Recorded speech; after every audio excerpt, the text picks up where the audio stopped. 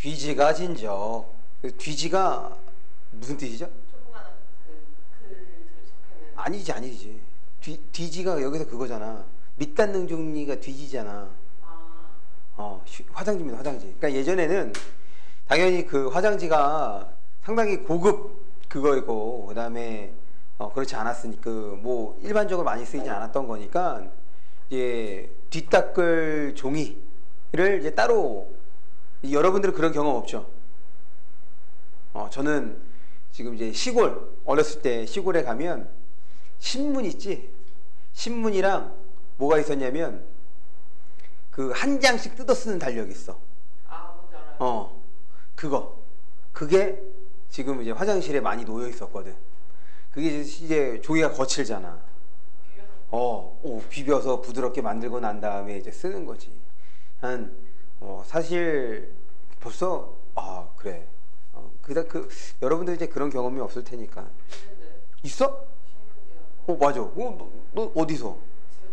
집에서? 이게 예전에는 막 인터넷 쇼핑 같은 걸 안 했었잖아요. 저 막 2009년에서 2010년에서 그때 쪽에 저 태어날 때부터 약간 그 인터넷 쇼핑 같은 거 없었을 때 엄마가 미리미리 안 사놓으면 맞아. 그런 시기. 마지막 하나 남았는데 맞아. 어떡하지 이럴 때. 그 좋은 경험이야. 종이가 그냥 완전 어째 한번 아예 휴지 같은 게 아예 없던 경우 그게 있었어요. 그래서 엄마가 신문지나 종이 비벼쓰라고. 맞아. 봅니다. 해제. 이 작품은 글쓴이가 조선어학회 사건으로 3년 가까이 감옥살이를 하던 때 직접 겪은 일을 다룬 수필이다. 일제강점기 감옥 생활이 어떠했는지를 잘 보여주는 한편 상황이 어려움에도 굴하지 않는 글쓴이의 선비적 풍모. 그래서 여기서는 이제 뭔가 그 세상 일에 대해서 궁금해하고 관심을 갖고 그런 모습을 이제 여기서는 선비적 풍모라고 이제 바꾼 것 같아. 볼게요. 재제기가. 현대수필 사실적, 해학적. 어떤 거냐면 이제 그 글을 읽기 위해서 일부러 화장실을 가고 일부러 설사 걸렸다고 하고 그런 것들이 이제 해학적인 거지. 그 다음에 지난 날을 떠올리고 있고, 그 다음 주제를 보시면 일제강점기 감옥 현실의 폭로.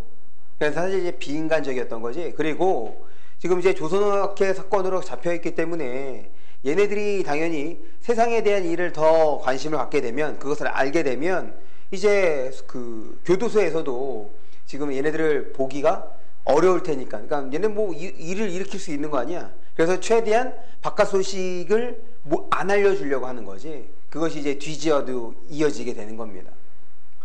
특징, 겪은 일을 사실적으로 그리고 있고, 당연한 거죠. 일제강점기 감옥의 현실을 보여주고 있고 해학적 태도가 나타난다. 봅니다. 내용은 그렇게 어렵지 않아. 두 평쯤이나 될까 말까 한 좁은 감방 안에서 이만큼의 식구가, 때로는 10여 명이 넘는 인구가 똥통과 동거 생활하면서 뒤를 볼 때에는 그래도 뒤지가 필요했다. 그러므로 경찰서에서는 이 불가피한 청구에, 그러니까 야, 뒤 닦을 종이 좀 줘, 똥 닦을 종이 좀 줘, 이런 청구에 응하기 위하여 뒤지를 공급하고 있었다. 원래 뒤집감의 종이를 따로 만들어 한 움큼씩 묶어서 파는 것이 있었지만 이 당시에는 전쟁 중에 일본이 경제적 파탄에 직면하고 있었으므로, 지금 이게 언제적 사건이래? 1942년부터 45년까지지. 그러니까 해방 직전이야. 전쟁이 막 치달을 때거든. 그러면 더 이상의 물자가 공급될 수가 없어. 그런 물자 다 어디로 가? 전쟁터로 나가야 되기 때문에. 그래서 그런 당시에 이제 시대적 상황까지도 나타나 있습니다. 계속 봅니다. 이 당시에는 전쟁 중에 일본이 경제적 파탄에 직면하고 있었으므로 뒤지조차 구하기 어려웠다. 그리하여 일반으로 신문지나 읽어넘긴 잡지 같은 것을 썰어서 뒤지로 쓰고 있는 형편이었다. 감방 안에서 이러한 뒤지의 공급을 받으면 이것은 도서관에서 책을 대하듯이 귀징한 읽을거리였다. 그렇다는 얘기는 지금 감방 안에서 읽을 만한 게 있었다는 거야, 없었다는 거야? 전혀 없었다는 거죠. 그런데 경찰서나 형무소에서는 구석대에 있는 사람이 바깥 세상의 소식을 아는 것을 지극히 꺼리고 있어서, 아까 얘기했던 것처럼 갑자기 정말 안 좋은 소식이 있거나 혹은 좋은 소식이 있으면 여기 폭동이 일어날 수 있는 거잖아. 그러니까 그거를 차단하는 방법으로서 바깥 세상의 소식이 들어있지 않은 글을 주묻는 거지. 신문지 조각 같은 것은 좀채로 들여주지를 않았다. 만일 우리 동지들의 가족 중에서 음식물에 차입을 할 적에 신문지로 싸개지를 삼은 것이 있으면 대개는 난로에 넣어서 태워버리는 것이 보통이었다. 그래도 혹시 신문지가 남아있고 그것을 뒤지로 쓰겠다고 청구하면 읽을 거리가 없어지도록 잘게 썰어서 넣어준다. 다시 지금 여기에서 신문지로 싸게 삼는 것이 있다면 이거 누가 했다는 거야? 이거 난로에 넣어서 태워버리는 것이 보통이었다. 이거 누가 쓴 거야? 이 주체, 태워버리는 주체 어딨어? 경찰서나 형무소인 거지.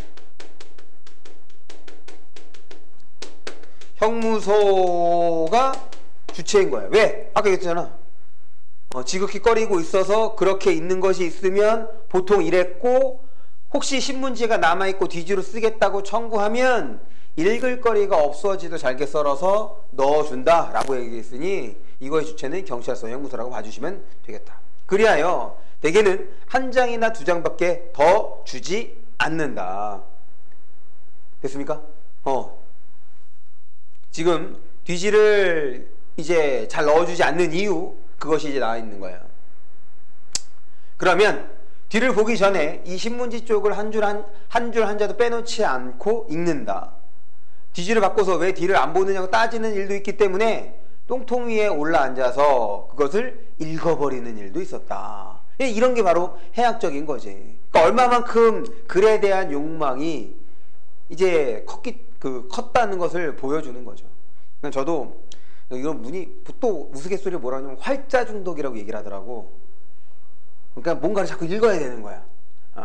그래서 저도 여기서 이제 인터넷이 잘 발달됐으니까 이제 포털 사이트 들어가서 거기에 이제 올라왔던 기사들 보고, 그다음 이제 SNS, 페이스북 이런 거. 이제 페이스북에도 이제 또 그런 글들이 또 많이 있으니까 신문 기사 말고 이제 거기 있는 것도 좀 보고, 뭔가 좀 자꾸 읽게 돼. 그렇다고 그 한 편의 책을 읽거나 혹은 긴 글을 읽는 거는 시간적으로 여유가 안 되니까 좀 부담감이 있는 거지. 그래서 한 어느 정도냐면 5분에서 10분 사이로 읽을 수 있는 것이 가장 적당한 것 같더라고. 그렇게 이제 짧게 이제 끝나는 거죠.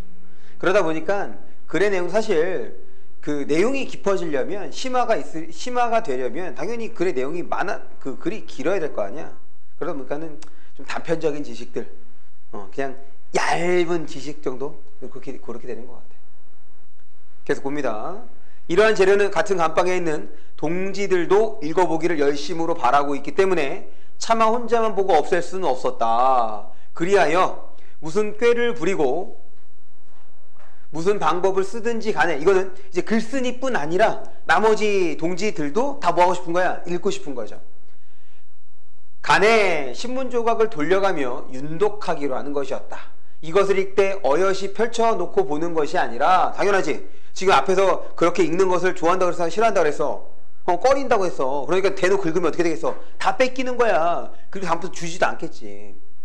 손바닥 안에 감추어질 만큼 접어서 간수의 눈을 피해가며 몰래 읽어내려가는 것이었다. 그러나 신문지 같은 것은 천재이루의 좋은 기회를 얻어야만 볼 수 있는 노릇이요, 보통 경우에는 외정 당시 경찰계의 유일한 기관지로서 경무회보라는 것이 있었다. 그리하여 경찰서에는 이 묵은 잡지의 재고품이 상당히 풍부한 듯하여 이것으로 우리들에게 뒤지를 공급하고 있었다. 다시, 신문에는 아까 세상에 대한 다양한 일들이 실려 있어. 그러니까 얘네들이 보고선 무언가 문제가 될 수 있단 말이야. 그런데 경찰계에서 발행하는 이 잡지는 당연히 그런 내용이 있겠어 없겠어? 그렇죠. 그래서 이제 그걸로 주는 거야. 계속 이 잡지는 주로 경찰 행정에 필요한 지식이나 참고사항을 재료로 하여 편집한 것인데, 그 중에는 혹 취미 기사도 있고 일본 사람으로서 양행한 기행문 같은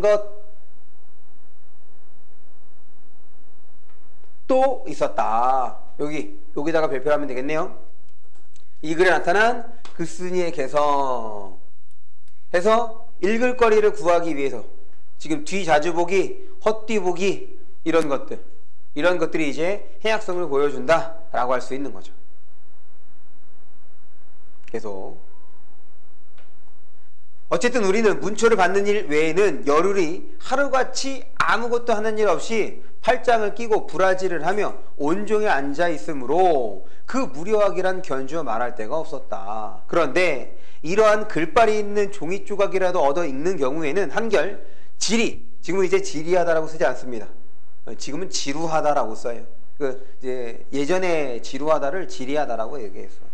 지리한 시간이 쉽사리 지나는 것만 같았다. 더욱이 문초를 전부 마치고 그저 구성만 되어 있는 동안은 진정 세월이 더딘 것이 지리하여 견딜 수가 없었다.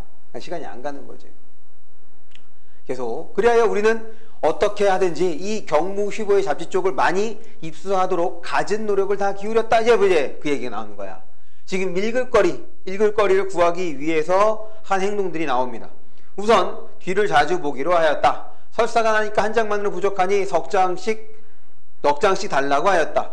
가다가는 뒤지를 얻기 위하여 헛뒤를 보는 일도 있었다. 이렇게 하여 다 각각 얻은 뒤지를 서로 돌려가며 보는 것이었다. 그러나 이렇게 들여주는 뒤지만으로는 진정 갈급질이 나서 못 견딜 지경이었다. 당연하죠. 그리하여 다량으로 뒤지를 입수하기에 청소꾼을 이용하는 일이 많았다. 젊은 사람이 청소하러 나가서 마치 담배를 훔쳐들이듯이 뒤지를 걸터서 감방으로 들여주곤 하였다. 이와 같이 도둑글을 읽다가 들켜서 뒤지를 빼앗기는 일도 있었고 뺨을 맞는 일도 한두 번이 아니었다. 그러나 이와 같이 봉변을 당하고도 그래도 또 잡지 쪽 읽기를 단념하지 못하였다. 이로써 미루어 보면 이게 이제 글쓴이의 깨달음인 거죠. 앞에서의 경험을 얘기해주고 이제 깨달음을 나타내는 거야. 사실 이제 수필이기 때문에 뻔한 거 아니겠어? 경험, 그거에 해당하는 깨달음.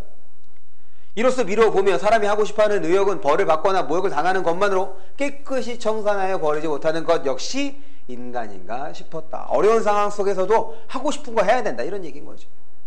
이런 것도 인력으로 사람의 힘으로 자구할 수 없는 본능인 것이고 소치인 듯하였다. 그 진정한 경지는 실제로 당하여 보지 않고서는 이해하기 어려울 것이다. 됐죠? 그래서 마지막 이거 글쓴이의 경험, 그 다음에 깨달음. 그래서 그렇게 뭐 어려운 내용은 아니었습니다. 학습활동 볼까요? 시대 상황을 짐작하게 하는 말. 그래서 이제 시대 상황이 이렇다라는 거 확인해 볼 수 있었고, 그 다음에 됐고, 여기까지 이렇게 보면 되겠네. 됐죠? 네. 여기까지 보는 걸로 하겠습니다.